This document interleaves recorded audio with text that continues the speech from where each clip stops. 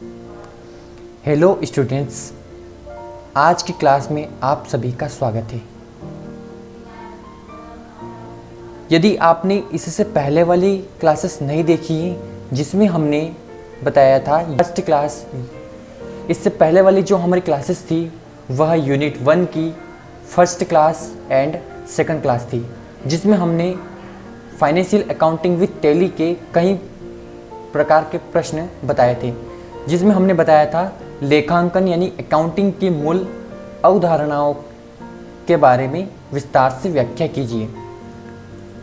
और दूसरा प्रश्न बताया था अकाउंटिंग से आप क्या समझते हैं, इसके कॉन्सेप्ट को अकाउंटिंग से आप क्या समझते हैं इसके कॉन्सेप्ट को स्पष्ट कीजिए। टैली में सिंगल मल्टीपल यूज़र से आप क्या समझते हैं, वित्तीय लेखांकन क्या है, टैली अकाउंटिंग के लाभ एवं हानियों को विस्तार से समझाइए। जर्नल की परिभाषा दीजिए। जर्नल में लेखा करने के नियमों का वर्णन कीजिए। इस तरह के प्रश्नों को हमने उसमें उत्तर बताए थे। यदि आपने इस क्लासेस को नहीं देखा है तो इस क्लासेस के लिंक आपको इस क्लास के डिस्क्रिप्शन बॉक्स में मिल जाएगी, वहाँ पे जाके आप क्लिक करके यह क्लासेस देख सकते हैं। चलिए, आज की जो हमारी क्लासेस होने वाली है वह PGDCA की सेकंड सेम की फर्स्ट यूनिट की क्लासेस थर्ड वाली होने वाली है, यानी कि आज की जो क्लासेस है हमारी वह थर्ड क्लास है। तो चलिए आज की क्लास को हम शुरू करते हैं। देखिए, सबसे पहला प्रश्न हमारे सामने है, टैली को कॉन्फ़िगर करने से आप क्या समझते हैं। टैली को कॉन्फ़िगर करने की प्रक्रिया को कितने भागों में विभाजित किया जाता है, संक्षिप्त में समझाइए। देखिए, इस तरह के प्रश्न यदि आपसे पूछे जाते हैं, आपको बिल्कुल भी घबराने की ज़रूरत नहीं है। आपको सभी प्रश्नों के उत्तर बड़ी आसानी से आराम से देना है। बिल्कुल सोच समझ के आपको प्रश्नों के उत्तर देना है। तो चलिए आज के इस प्रश्न के उत्तर की शुरुआत करते हैं। देखिए, यहाँ पे सबसे पहले आपको क्या करना है, टैली का कॉन्फ़िगर मेन्यू चालू करने के लिए F12 बटन दबाएं। यानी कि जब भी आप टैली के अंदर रहते हैं तो वहाँ पे आपको गेटवे ऑफ टैली के पेज के ऊपर आना है और वहाँ से आपको फंक्शन की F12 प्रेस करना है। इस मेन्यू में निम्न विकल्प हैं जो अलग अलग कार्यों को सेट करते हैं। यहाँ पे कॉन्फ़िगरेशन की जो मेन्यू ओपन होती है उसमें अलग अलग तरीके के मेन्यू हैं। आगे मैं आपको बताऊंगा, आप क्लासेस में बने रहें। लाइसेंसिंग, अब देखिए यहाँ पे जब भी आप टैली को कॉन्फ़िगर करते हैं या फिर आप टैली चलाते हैं तो टैली में लाइसेंस की ज़रूरत पड़ती है, जो कि अलग अलग तरीके के लाइसेंस होते हैं। तो टैली की यदि आप किसी भी तरह का लाइसेंस लेते हैं तो यहाँ से लाइसेंस आप दो तरीके के लाइसेंस होते हैं। पहला होता है सिंगल यूज़र और दूसरा होता है मल्टीपल यूज़र। यानी कि सिंगल लाइसेंस को हम बोलते हैं सिल्वर प्लान और जो मल्टीपल यूज़र्स का जो लाइसेंस होता है उसको बोलते हैं गोल्ड प्लान। यह टैली पैकेज का अधिकृत लाइसेंस लेने के लिए प्रयोग होता है। देखिए, यहाँ पे जो लाइसेंस होता है ना वो अधिकृत, यानी कि आप एडवांस फीचर के लिए लाइसेंस खरीद सकते हैं। चलिए हम आगे बढ़ते हैं। यहाँ पे देखिए, सबसे पहले यदि आप कॉन्फ़िगर करते हैं तो वहाँ पे आपको इसकी विंडो दिखती है जर्नल की।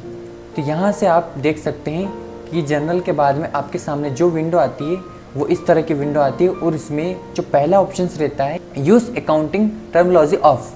यहाँ पे आप देख सकते हैं इस विकल्प का क्या तात्पर्य है। देखिए, इसमें दो विकल्प होते हैं, इंडिया, एशिया और ब्रिटेन, यूरोप। इन दोनों के अकाउंटिंग में शब्दों का प्रयोग अलग अलग हैं।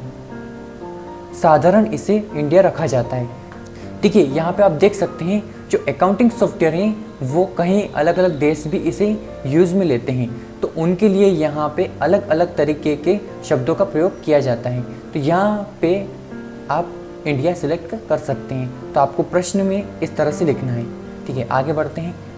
स्टाइल ऑफ डेट, यहाँ पे स्टाइल ऑफ डेट में आपको किस तरह से लिखना है, तारीख को दर्शाने का तरीका इस विकल्प में तय किया जाता है। डेसिमल कैरेक्टर टू यूज़, आपको दशमलव के लिए कौन सा चिन्ह का प्रयोग करना है वह इस विकल्प में तय किया जा सकता है। साधारणतः डॉट रखा जाता है। देखिए, दशमलव यदि आप किसी भी तरह की संख्या से पहले देते हैं या फिर संख्या में दशमलव के बाद आप 0 लगाते हैं तो वहाँ पे क्या होता है कि आपको दशमलव के लिए आप यहाँ से चिन्ह को सेट कर सकते हैं। Show no in million not in less, इसका मतलब होता है कि इसे साधारण नो रखा जाता है। न्यूमेरिकल सिंबल, आपको अंकों को किस तरह से दर्शाना है वह इस विकल्प में सेट कर सकते हैं। चलिए नेक्स्ट की तरफ बढ़ते हैं। Show monthly reports with graphs, यदि इस विकल्प को यस सेट करते हैं तब विभिन्न रिपोर्ट के नीचे उनका मासिक ग्राफ भी दर्शाया जाता है। यानी कि इस ऑप्शन में आप यस सेट कर देते हैं तो किसी भी मंथ की रिपोर्ट लेने पर उसी के नीचे उसका महीने का ग्राफ भी दर्शाया जाएगा।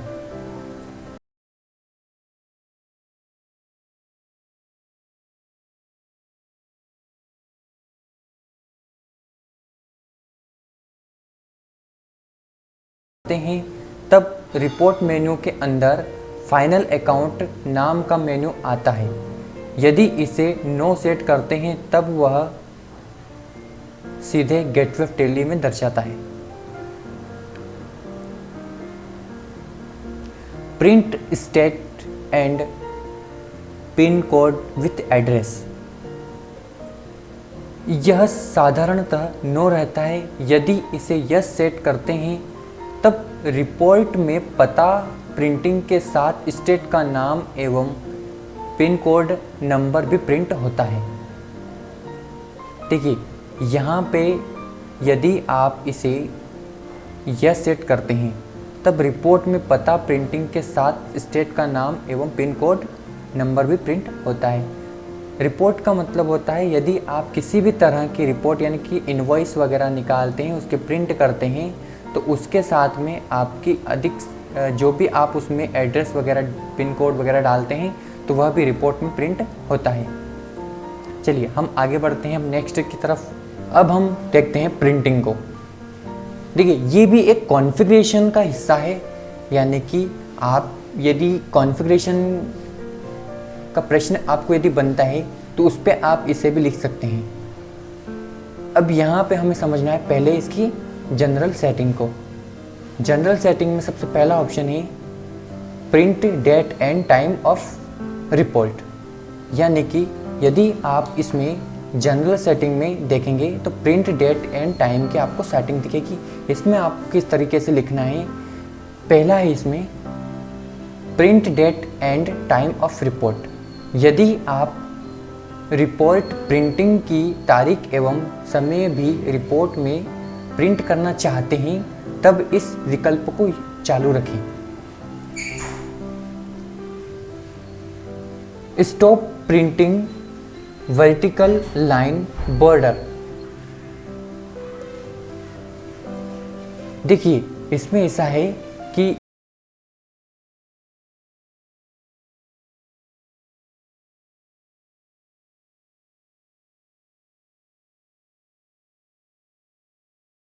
पास एक बॉर्डर बनता है लाइनिंग का, तो वह बॉर्डर बनने से आपकी प्रिंटिंग खराब हो सकती है, इसलिए इसे आप यहाँ पे नो कर सकते हैं। देखिए इसमें लिखा हुआ भी है, यदि इस विकल्प को नो सेट करते हैं तब रिपोर्ट में खराब लाइनें प्रिंट नहीं होती हैं, यानी कि जो बॉर्डर की लाइनिंग रहती है उस लाइनिंग की यहाँ पे बात की जा रही है। Standard space on top of the page, इस विकल्प का प्रयोग रिपोर्ट के ऊपर की मार्जिन सेट करने के लिए होता है। देखिए यदि आप प्रिंटिंग करते हैं तो उस प्रिंटिंग के ऊपर की जो स्पेसिंग होती है उसमें आप एक मार्जिन सेट कर सकते हैं, जिससे कि आप कितनी जगह में प्रिंट करना चाहते हैं। इस तरह की मार्जिन इससे सेट होती है। चलिए आगे बढ़ते हैं। नेक्स्ट है हमारा वाउचर। यदि आप वाउचर को सीधे एंट्री के साथ ही प्रिंट करना चाहते हैं तब उसका आकार, मार्जिन आदि विकल्प इस मेन्यू से सेट कर सकते हैं। सेल ट्रांजैक्शन, इस विकल्प से आप बिल का लेआउट तय कर सकते हैं। रिमाइंडर लेटर, में लेटर बनाने एवं प्रिंट की सुविधा है। आप बनाए गए लेटर को विभिन्न लेजर के साथ जोड़ सकते हैं। लेटर का फॉर्मेट सेट करने के लिए इस विकल्प का प्रयोग होता है। यानी कि बनाए गए लेटर को विभिन्न लेजर के साथ जोड़ सकते हैं। अभी हमारा जो प्रश्न था वह यहाँ पे समाप्त होता है। चलिए अब हम अगले प्रश्न की तरफ बढ़ते हैं। आप इस क्लास में बने रहें ताकि आप मन में किसी भी तरह का डाउट ना रहे। चलिए अब हम बढ़ते हैं नेक्स्ट प्रश्न की तरफ। टैली अकाउंटिंग में देखिए अगला प्रश्न है हमारा, टैली अकाउंटिंग में एक नई कंपनी कैसे बनाई जाती है और कैसे हटाई जाती है, उदाहरण सहित समझाइए। हम आपको बताएंगे कि एक नई कंपनी कैसे बनती है, कैसे डिलीट होती है। तो चलिए आगे बढ़ते हैं। पहले हम इसका थ्योरी जो एग्ज़ाम में हमें लिखना है वह सारी चीज़ें हम पहले समझ लेते हैं, उसके बाद में आपको सारी चीज़ें प्रैक्टिकली करके बताऊंगा। तो चलिए हम आगे बढ़ते हैं। जब टैली पैकेज में काम कर रहे हैं तब आपको किसी भी व्यापारिक संस्थान का अकाउंटिंग बनाने के लिए उसे एक कंपनी के रूप में बनाना पड़ता है। देखिए यदि आप किसी फर्म में काम करते हैं, यदि आपकी खुद की फर्म है उसमें आप काम करते हैं, तो यहाँ पे क्या हो रहा है कि एक नया काम शुरू करने के लिए आपको क्या करना रहता है, एक अकाउंटिंग करने के लिए आपको सबसे पहले उसकी कंपनी बनानी पड़ती है। यदि आपके पास में कंपनी पहले से है तो वो है आपका पुराना फर्म। मान लो कि आपका बिजनेस चेंज हुआ है और उस चेंजिंग बिजनेस में आप एक नई कंपनी बनाना चाहते हैं तो बना सकते हैं। चलिए इसमें हम आगे समझते हैं। कंपनी एक इकाई के रूप में होती है। इसमें उसके संबंधित सभी लेजर, वाउचर, कैशबुक आदि की एंट्रीज की जाती है। नई कंपनी बनाते समय कंपनी का नाम, पता, जीएसटी आदि की जानकारी देना होता है। देखिए जब भी हम न्यू कंपनी बनाते हैं तो उसमें हमें कई तरह की जानकारी देना होती है, जिसमें हम जीएसटी आ जाती है, नाम आ जाता है, पता आ जाता है कंपनी का, कई तरह की जानकारियाँ हो सकती है। चलिए आगे बढ़ते हैं। यदि आपके कंप्यूटर में कोई कंपनी नहीं बनी है तब सेलेक्ट कंपनी विकल्प बंद दिखाई देगा। नई कंपनी बनाने के लिए क्रिएट कंपनी के ऑप्शन पर क्लिक करें, यानी कि ऑप्शन पर आपको क्लिक करना होगा। चलिए हम आगे बढ़ते हैं। सारी चीज़ें मैं आपको प्रैक्टिकली बताऊंगा। अभी आप इसका थोड़ा सा थ्योरी समझ लीजिए ताकि आपको एग्ज़ाम में लिखने में आसानी हो। बाकी मैं आपको प्रैक्टिकल करके बताऊंगा, उसमें आपको सारी चीज़ें अच्छे से समझ में आ जाएगी। यदि आप इसका स्क्रीनशॉट लेना चाहते हैं तो आप इसका स्क्रीनशॉट ले सकते हैं। यदि आप इसमें अच्छे से इसको पढ़ना चाहते हैं, लिखना चाहते हैं तो आप इसका स्क्रीनशॉट ले सकते हैं। चलिए अब हम आगे बढ़ते हैं।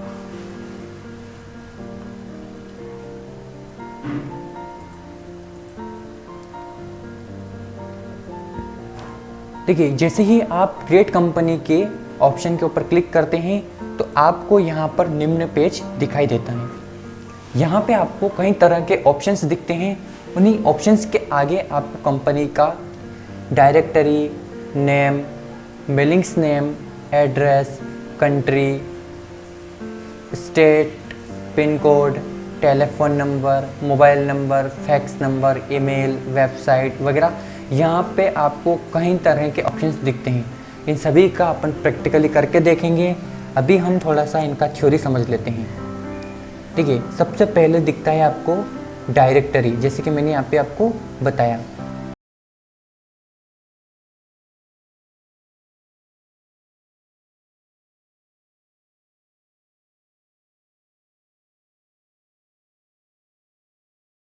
ना चाहते हैं तब वहाँ नया पाथ टाइप करें। यहाँ पे आप जहाँ पे भी अपनी टैली का डेटा रखना चाहते हैं यहाँ पर टाइप करना होगा। चलिए आगे बढ़ते हैं। नेक्स्ट है यहाँ पे नेम। इस विकल्प में उस कंपनी का नाम डाला जाता है जिसका अकाउंट्स एवं इन्वेंट्री का प्रबंधन करना चाहते हैं। जैसे जैसे आप कंपनी का नाम टाइप करते हैं सिकुड़ते जाता है, वैसे वैसे यह सिकुड़ते जाता है। जिसमें कंपनी का पूरा नाम आपको स्क्रीन पर दिखाई दे। चलिए नेक्स्ट, मेलिंग्स एड्रेस। इसमें कंपनी का पूरा पता डाला जाता है। इसमें कंपनी का नाम सहित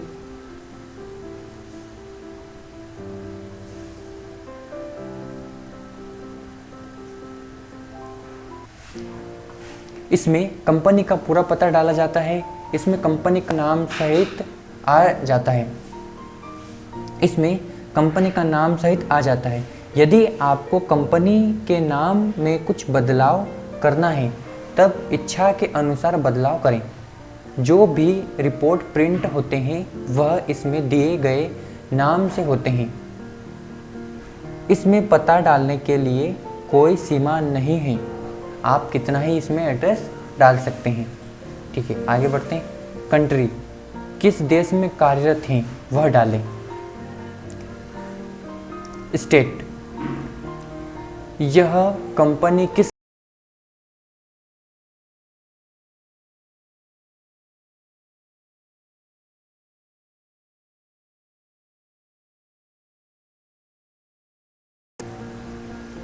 पिन कोड, निर्दिष्ट पते का पिन कोड दर्ज करें। कॉन्टैक्ट डिटेल्स, यहाँ कंपनी की संपर्क जानकारी टाइप करें, जैसे telephone number, mobile number, fax number, email, website वगैरह। एड्रेस, ध्यान दें यहाँ पर वही ईमेल डालें जिससे लाइसेंस खरीद रखा हो या खरीदने वाले हो और यह ईमेल चालू होना अनिवार्य है। दिए गए ईमेल पर टेली डॉक्यूमेंट्स, रिपोर्ट और डेटा को भेजता है।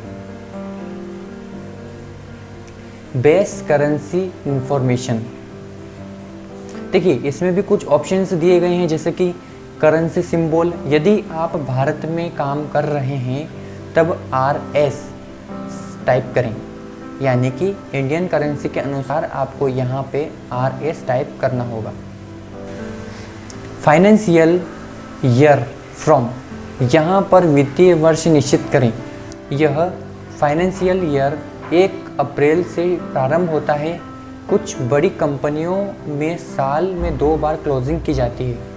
उस दशा में जहाँ से अकाउंटिंग चालू करना है वह तारीख डालें। बुक्स बिगिनिंग फ्रॉम, जिस तारीख से अकाउंटिंग बुक को लिखना प्रारंभ करते हैं वह तारीख टाइप करें।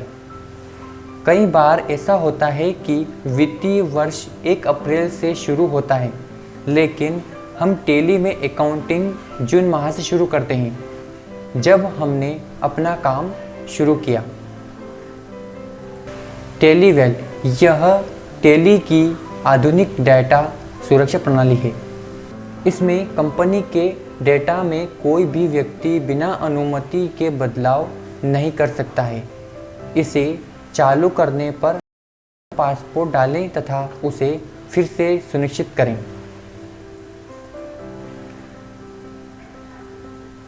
सिक्योरिटी कंट्रोल, इस विकल्प में सुरक्षा के स्तर तय कर सकते हैं। इसमें यदि यस टाइप करते हैं तब वह एडमिनिस्ट्रेटर का पासवर्ड पूछता है। पासवर्ड टाइप करें।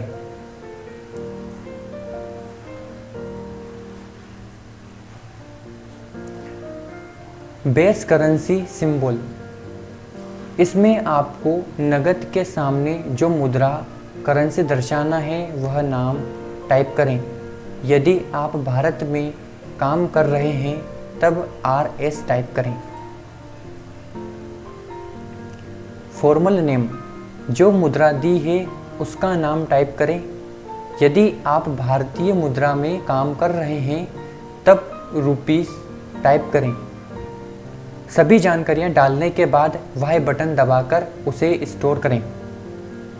एक बार कंपनी बनाने के बाद उसमें बदलाव किए जा सकते हैं, लेकिन उसके फाइनेंशियल ईयर में बदलाव नहीं किया जा सकता है।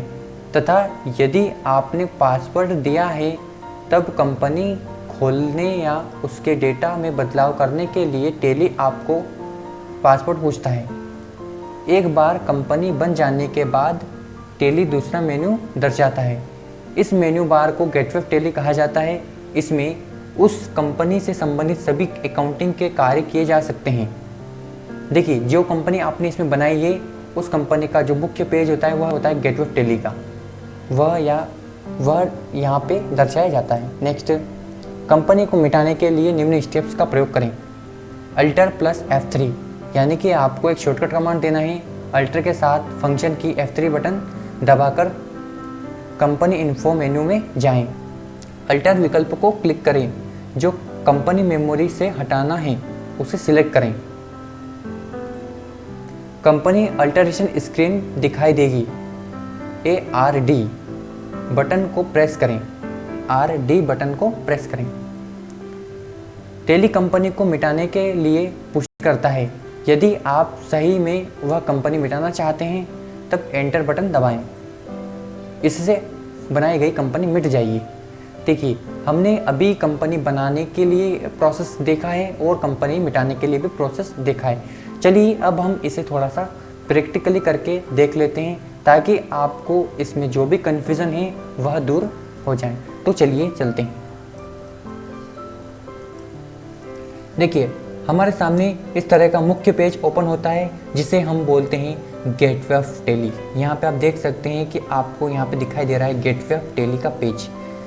ठीक है, तो यहाँ पे हमें सबसे पहले क्या करना होगा, अल्टर के साथ में F3 बटन दबाना है। मैंने यहाँ से अल्टर के साथ में F3 बटन दबाया। F3 बटन दबाते से ही यहाँ पे हमारी पहले से कंपनी बनी हुई है, इसलिए यहाँ पर सिलेक्ट कंपनी का ऑप्शन दिखाई दे रहा है। अब आपको क्या करना है, यहाँ से न्यू कंपनी बनानी है तो क्रिएट कंपनी के ऊपर आके क्लिक कर देना है। जैसे इस बटन के ऊपर आके क्लिक करते हैं आप तो आपके सामने यहाँ पे कंपनी क्रिएशन की विंडो ओपन हो जाती है। यहाँ से आप देख सकते हैं सबसे पहला जो ऑप्शन आपने उसमें देखा था वो का वही आपको यहाँ पे अभी आपने जिसका सबसे पहला ऑप्शन जिसका थ्योरी अभी आपने पढ़ा है डायरेक्टरी। यहाँ पे वह लोकेशंस होती है जो लोकेशंस जिस लोकेशन यहाँ पे वह डायरेक्टरी होती है जहाँ पे आपकी टेली का डेटा स्टोर होता है। अगर आप इसे बदलना चाहते हैं तो यहाँ पे एक नया डेटा टाइप कर सकते हैं। नेक्स्ट है नेम। यहाँ पे आप जिस नाम से कंपनी बनाते हैं वह नाम यहाँ पे टाइप करें, जैसे कि मैंने यहाँ पे टाइप कर लिया है। ठीक है, नेक्स्ट पे बढ़ते हैं। देखिए, यहाँ पे आ जाती है मेलिंग्स नेम। यहाँ पे आपकी जो कंपनी है उसकी मेलिंग्स नेम आपको यहाँ पे डाल देना है। आपको इसमें ध्यान रखना है कि जो मेलिंग्स यहाँ पे मेलिंग्स में जो भी डिटेल आप डालते हैं वही आपके प्रिंट रिपोर्ट पर प्रिंट होती हैं। ठीक है, तो यहाँ पे मैं इसमें एड्रेस डाल देता हूँ।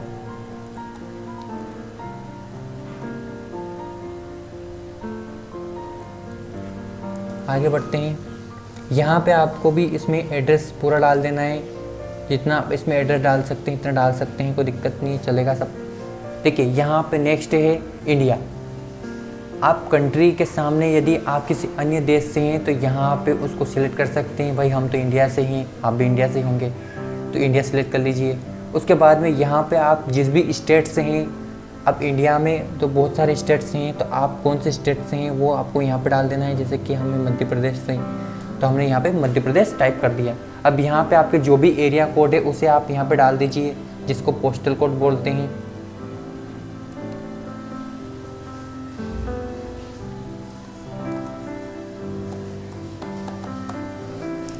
उसके बाद में यहाँ पे हम आगे बढ़ते हैं नेक्स्ट की तरफ। यहाँ पे आपकी कंपनी के जो भी फ़ोन नंबर है वो आपके टाइप कर सकते हैं। उसके बाद में यहाँ पे मोबाइल नंबर आ जाता है, यहाँ पे फैक्स नंबर आ जाते हैं, यहाँ पे ईमेल आईडी आ जाती है, यहाँ पे वेबसाइट्स आ जाती है। इसके बाद में यहाँ पे देखिए नेक्स्ट है यहाँ पे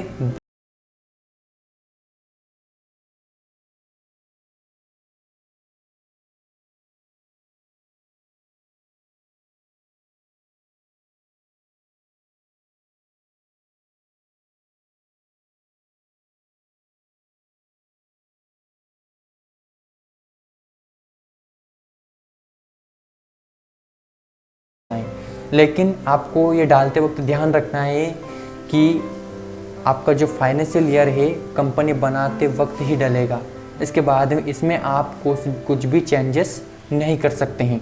तो आपको कंपनी थोड़ा ध्यान से बनाना है। चलिए आगे बढ़ते हैं। बुक्स बिगिनिंग फ्रॉम में आप वह तारीख डाल सकते हैं जब से आप टेली में अकाउंटिंग शुरू करना चाहते हैं। जैसे कि मैं यहाँ पे डाल देता हूँ। इसके बाद में यहाँ पे आपको टेली के पासपोर्ट डाल देना है। यहाँ पे पासपोर्ट पूछता है, सिक्योरिटी कंट्रोल में अंतर्गत यहाँ पे ऑप्शंस दिखता है आपको। यहाँ से आपको इसमें पासपोर्ट डाल देना है यदि आप इसमें पासपोर्ट डालना चाहते हैं तो। उसके बाद में यहाँ पे आपसे वापस से पासपोर्ट का पूछेगा, यानी कि आप यहाँ से जैसे पासपोर्ट डालते हैं उसके बाद में आपसे फिर यहाँ से पासपोर्ट पूछा जाता है, यहाँ पे वापस से डाल देना है। उसके बाद में यहाँ पे आपको आना है और यहाँ से बेस करेंसी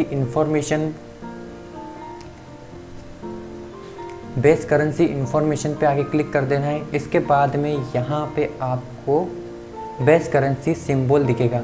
जैसे ही आप यहाँ पे इंडिया सेलेक्ट करते हैं तो ये सभी जानकारी अपने आप आ जाती है। ये सभी जानकारी अपने आप आ जाती है। आने के बाद में यहाँ पे आपको इसको कर लेना है एक्सेप्ट।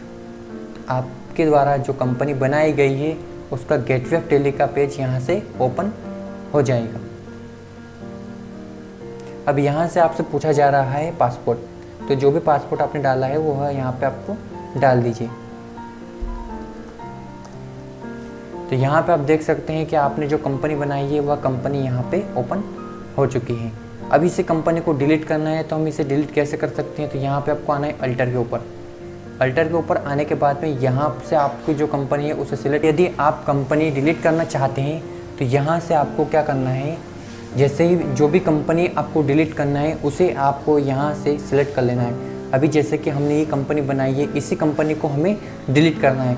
तो डिलीट करने के लिए ARD यानी कि आपको अल्टर के साथ में R एंड D दोनों बटन एक साथ प्रेस करना है। जैसे ही आप दोनों बटन एक साथ प्रेस करते हैं तो यहाँ से आपके सामने एक विंडो आती है डिलीट की, जो कि पुष्टि करता है आपसे कि क्या आप सच में इस कंपनी को डिलीट करना चाहते हैं। तो यदि आप इसको डिलीट करना चाहते हैं तो यहाँ से आपको यस प्रेस कर देना है। तो आपकी जो कंपनी है वह यहाँ से डिलीट कर दी जाएगी। इस तरह से देखिए, इस तरह से आप कंपनी को मिटा भी सकते हैं और बना भी सकते हैं।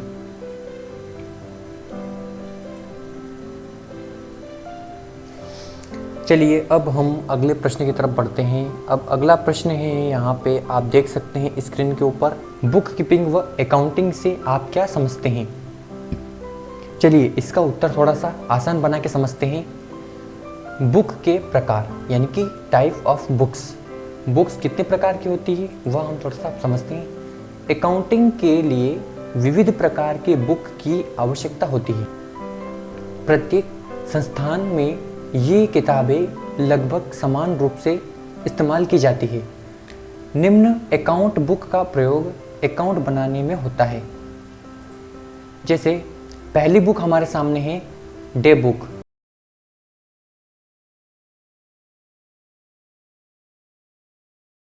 एंट्री इस बुक में की जाती है।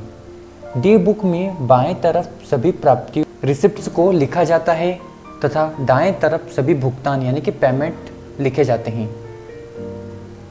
तथा बैलेंस को अगले दिन के कैश इन हैंड में दर्शाया जाता है। एक पेज पर एक दिन के लेन देन लिखे जाते हैं। यहाँ पे आप देख सकते हैं, अगर यदि हम इसे टैली में ओपन करते हैं तो जो डे बुक होती है वो इस तरह से हमें दिखाई देती है। यहाँ पे आप देख सकते हैं डेबिट अमाउंट इस तरफ दिखाई देता है एंड क्रेडिट अमाउंट इस तरफ दिखाई देता है। चलिए हम अब आगे बढ़ते हैं। अब है हमारे सामने कैश बुक। कैश बुक नगद के सभी लेन देन इस बुक में लिखे जाते हैं। नगद खरीदी या नगद बिक्री भी इसमें लिखी जाती है। इस बुक में चेक, डीडी द्वारा किया भुगतान या प्राप्ति भी लिखी जाती है। नगद की एंट्री कैश बुक में लिखी जाती है। कैश बुक विविध प्रकार की होती हैं, जैसे simple cash book, 2 column cash book. यहाँ पे आप देख सकते हैं कि कैश बुक इस तरह से दिखाई देती है। यहाँ पर आप टैली में इसे इस तरह से देख सकते हैं, जितने भी आपके नगद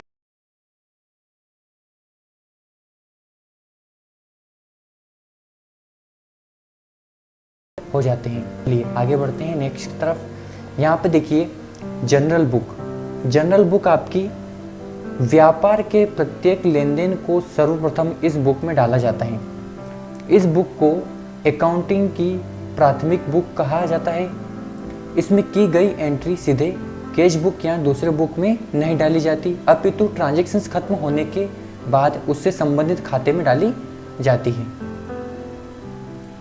जैसे मैं आपको इसे एक उदाहरण के तौर पर समझाता हूँ। जैसे कि समझ लीजिए, मोहन कंपनी ने अपने कर्मचारी को 2000 रुपये कुछ काम के लिए दिए।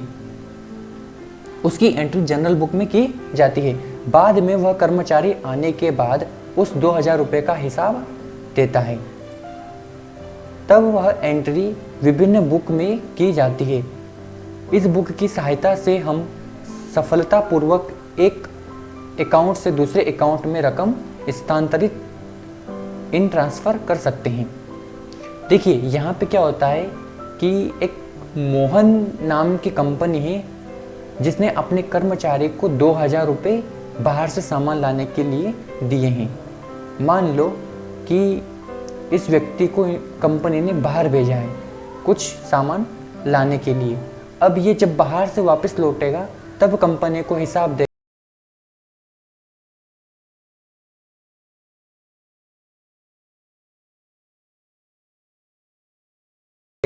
जो कंपनी के खर्च वगैरह हैं वह उससे संबंधित खाते में डाले जाएंगे।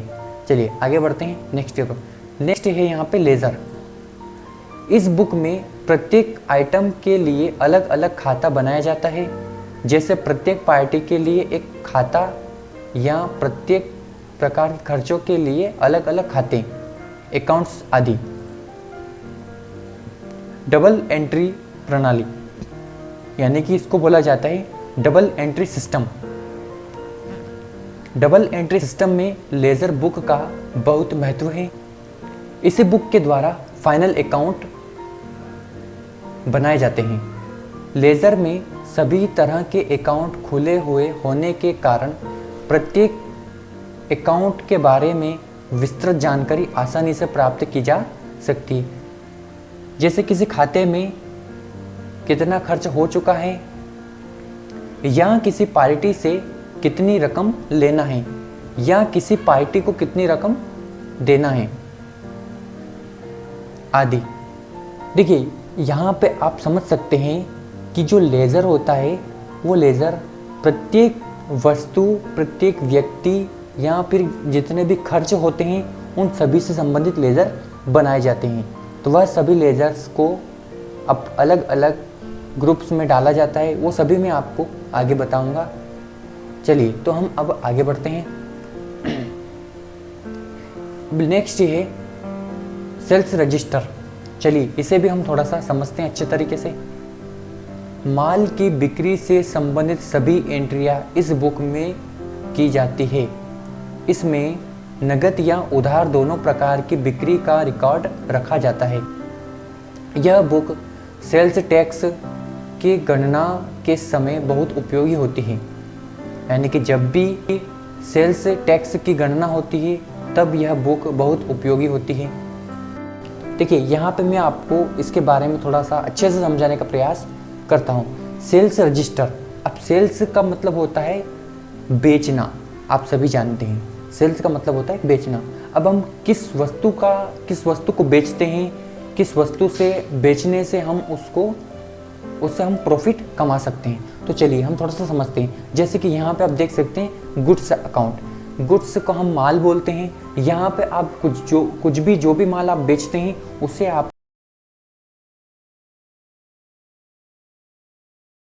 गुड्स अकाउंट में क्या होता है, यहाँ पे आप क्या करते हैं, सेल्स करते हैं। अब सेल्स आप यहाँ से दो तरीके से सेल्स करते हैं। आप पहली सेल्स करते हैं आप कैश सेल्स, यानी कि नगद से आप बेचते हैं, और दूसरी सेल्स होती है आपकी क्रेडिट सेल्स। क्रेडिट सेल्स भी आपकी सेल्स होती है एंड कैश सेल्स भी आपकी सेल्स होती है। यानी कि उधार से भी आप माल बेचते हैं और नगद से भी आप माल बेचते हैं। तो दोनों तरीके से सेल्स होती है। और नेक्स्ट है इसमें sales return account. Sales return का मतलब होता है कि बेचा हुआ माल आपका वापस आता है, तो उसके लिए सेल्स रिटर्न का रजिस्टर होता है। चलिए हम इसे थोड़ा सा आगे समझते हैं। इसी तरह परचेस रजिस्टर होता है। माल की खरीदी से संबंधित सभी एंट्रियां इस बुक में की जाती है। इसमें नगद या उधार दोनों प्रकार के खरीदी का रिकॉर्ड रखा जाता है। यह बुक भी टैक्स की गणना के समय बहुत उपयोगी होती है। यहाँ पे इसे भी आप इसी तरह से समझ सकते हैं, जैसे कि यहाँ पे आप देख सकते हैं गुड्स अकाउंट। गुड्स अकाउंट का मतलब होता है माल का खाता, ठीक है। माल का खाता है यानी कि आपको क्या करना है, माल को परचेस करना है। तो यहाँ पे आप परचेस भी दो तरीके से कर सकते हैं। पहला परचेस आप कैश कर सकते हैं और दूसरा आप कैसे कर सकते हैं, क्रेडिट परचेस कर सकते हैं। यानी कि आप नगद से भी माल खरीद सकते हैं और उधार से भी माल खरीद सकते हैं। यानी कि आप इसमें दोनों तरीके से माल खरीद सकते हैं और खरीदा गया माल आप वापस भी कर सकते हैं। तो यहाँ पे आप देखिए परचेस आप 3 से 4 तरीके से कर सकते हैं, जैसे कि purchase, cash purchase, credit purchase, purchase return account, इस तरह से। चलिए हम इसे थोड़ा और आगे समझते हैं। चलिए अब हम आगे बढ़ते हैं। स्टॉक रजिस्टर, यहाँ पे जो माल खरीदा गया है उसे स्टॉक कहा जाता है। माल के स्टॉक के बारे में सभी प्रकार की एंट्रियां इस बुक में रखी जाती है। इस बुक में 2 कॉलम होते हैं, एक आने वाले माल के बारे में इनवर्ड तथा दूसरा जाने वाले माल के बारे में आउटवर्ड। यहाँ पे आप देख सकते हैं कि आपको दोनों दिखाई दे रहे हैं। ये होता है माल की आवक वाला और ये होता है माल की जावक वाला। इसे भी अपन इसी तरह समझ सकते हैं। यहाँ पे आप देख सकते हैं कि गुड्स का खाता है हमारा, यानी कि माल है हमारे पास में। अभी इस माल को हम स्टॉक में रखना है या फिर बेचना है, 2 चीज़ें हमारे सामने, ठीक है। यहाँ पे 2 तरीके के स्टॉक होते हैं। क्या होते हैं, 2 तरीके के स्टॉक होते हैं। तो हमारा जो हम क्या करते हैं, उस माल को स्टॉक में रखते हैं। अब स्टॉक रहता है हमारे पास में ओपनिंग स्टॉक और दूसरा रहता है क्लोजिंग स्टॉक। ओपनिंग और क्लोजिंग में आपको इसका कन्फ्यूज़न दूर करने की कोशिश करता हूँ। ओपनिंग स्टॉक क्या होता है, क्लोजिंग स्टॉक क्या होता है। ओपनिंग स्टॉक का मतलब ये होता है, मान लो कि आपका बिजनेस इलेक्ट्रॉनिक का है, आपने अपने बिजनेस में 10 नई टीवियाँ खरीदी। अब उस 10 टीवियों में से आपने 5 टीवियाँ यानी कि 5 टीवी सेल कर दी, यानी कि 5 टीवी आप बेच देते हैं। तो कितनी बचती है आपके स्टॉक में, 5। तो जो ओपनिंग स्टॉक था वह आपका 10 टीवियों का था और उसमें से आपने 5 बेच दी। 5 बेचने के बाद में जो टीवी आपके पास बची है वह टीवी 5 है, तो वह क्लोजिंग स्टॉक है आपका।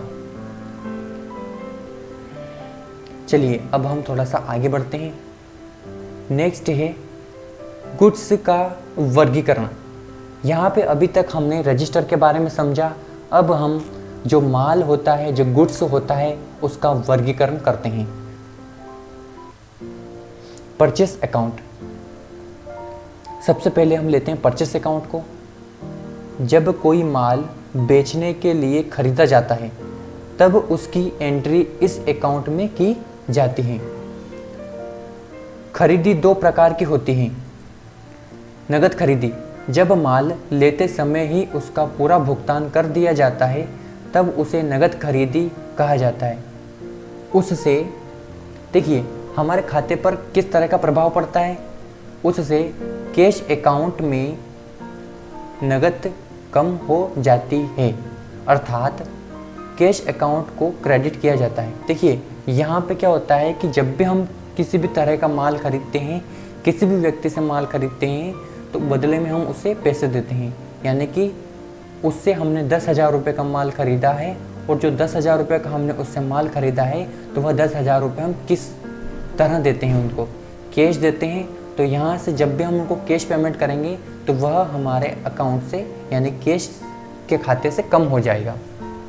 इस तरह से यानी कि कैश के खाते को क्या करना रहता है, क्रेडिट करना रहता है।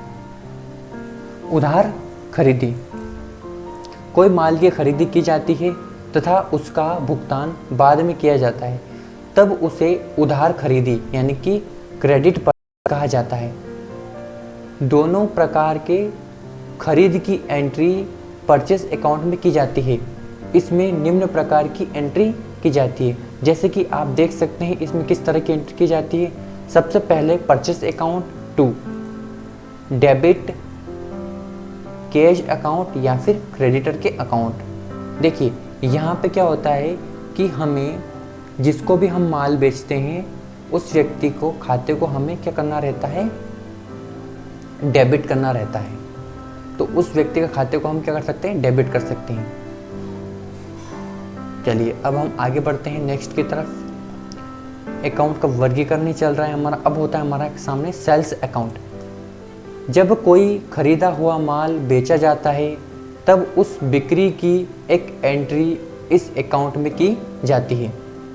बिक्री दो प्रकार की होती है, नगद बिक्री यानी कि cash cell and credit sale.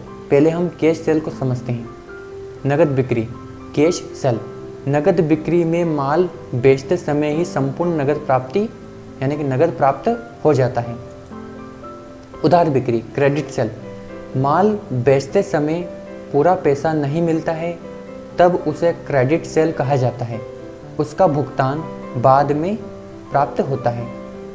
दोनों प्रकार के बिक्री में सेल अकाउंट क्रेडिट होता है तथा पार्टी या कैश अकाउंट डेबिट होता है। देखिए जब भी आप किसी भी तरह का माल बेचते हैं, अब उस माल को आप कैश से बेचते हैं यानी कि नगद से बेचते हैं या फिर उधार से बेचते हैं। नगद में तुरंत पैसे आ जाते हैं और उधार में वही पैसे भविष्य में आते हैं, और आते भी हैं कि नहीं पता ही नहीं। चलिए आगे बढ़ते हैं। यह एंट्री निम्न प्रकार से होती है। पहले आपको क्या करना है, कैश अकाउंट और डेबिटर अकाउंट। कैश अकाउंट यानी कि आपका नगद का खाता या फिर आप सामने वाले व्यक्ति का डेबिटर का खाता चुन सकते हैं।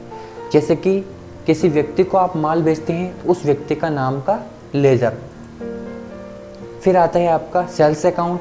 Sales account to debit and credit. Debit and credit आप यहाँ से कर सकते हैं, debit amount and credit amount. चलिए आगे बढ़ते हैं। Sales return account. देखिए सेल्स रिटर्न अकाउंट में क्या होता है, मैं आपको थोड़ा सा इसे आसान बना के समझाने का प्रयास कर रहा हूँ। सेल्स रिटर्न अकाउंट में क्या होता है, जो भी माल हम बेचते हैं, किसी व्यक्ति को हम जो माल बेचते हैं और सामने वाला व्यक्ति हमारे माल से असंतुष्ट होता है और वह किसी कारणवश हमें माल वापस करता है, उसे बोला जाता है सेल्स रिटर्न। सेल्स रिटर्न होता है और सेल्स रिटर्न क्रेडिट नोट, उसकी एंट्री हमारे पास में होती है क्रेडिट नोट में। चलिए इसी तरह हम समझते हैं परचेस रिटर्न अकाउंट को, यानी कि हमने जो माल खरीदा है सामने वाली पार्टी से और हम उस माल में किसी भी तरह का कारण देखते हैं, कारणवश उस माल को हम सामने वाले व्यक्ति को वापस करते हैं, तो जो भी हम नोट भेजते हैं यहाँ से उसमें लिख के जो भी व्यक्ति से 5 टीवियाँ मंगवाइए। अब 5 टीवियाँ में से हमने 2 टीवियाँ की स्क्रीन खराब होने के कारण उन्हें वापस कर दिया है। तो जो कारण है हमारी टीवी वापस करने का, जैसे कि मैंने अभी आपको बताया कि स्क्रीन खराब होने के कारण हमने टीवियों को वापस किया है, तो जो भी कारण रहता है वो हमें उस नोट में लिखना रहता है। तो जो नोट बनता है हमारे यहाँ पे, वो नोट हम डेबिट नोट बना के सामने वाले व्यक्ति को देते हैं। तो इसे बोला जाता है परचेस रिटर्न। आज के क्लासेस आप सभी ने बहुत अच्छे से देखी हैं, तो आप सभी से मेरी एक रिक्वेस्ट है कि जितना भी आज हमने पढ़ा है वह सभी आप अपनी नोटबुक में लिख लें, ताकि आपको एग्ज़ाम से पहले पढ़ने में आसानी हो। और एग्ज़ाम आपको बिल्कुल आराम से देना है, घबराने की बिल्कुल भी ज़रूरत नहीं है ना। और सारी चीज़ें आपको समझ समझ के लिखना है, रटना बिल्कुल भी नहीं है, बिल्कुल समझ समझ के लिखना है। जैसे कि मैंने आपको सारी चीज़ें बैक टू बैक बताई है। इस क्लासेस को देखने के लिए आप सभी का धन्यवाद एवं हमारे इस चैनल को सब्सक्राइब जरूर कर लें। आगे आने वाली क्लासेस और भी बहुत अच्छी होने वाली है। तो आज की जो क्लासेस थी हमारी, वह फर्स्ट यूनिट की 3rd क्लास थी। अभी जो हमारी नेक्स्ट क्लास आने वाली है वह क्लास 2nd यूनिट पे रहेगी।